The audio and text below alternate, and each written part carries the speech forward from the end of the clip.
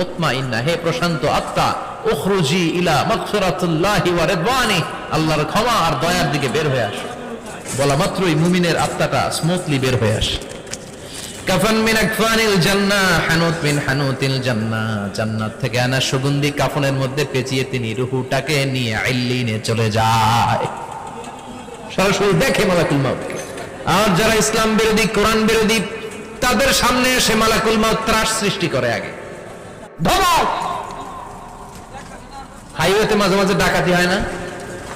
বাসগুলোর মধ্যে যখন ডাকাতি হয়, বাসে থাকে 50 জন, ডাকাত ঢুকে 5 জন, এই 5 জনের ভয়ে সবগুলো পেশাব করে দেয়।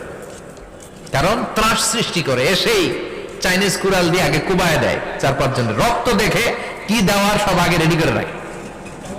মালাকুল মাউত এসে কাফের, নাস্তিক, মুশরিকদের সামনে সেরকম একটা ত্রাস সৃষ্টি করে। ভয়ে লোকটা কাঁপতে থাকে। ওর কাছে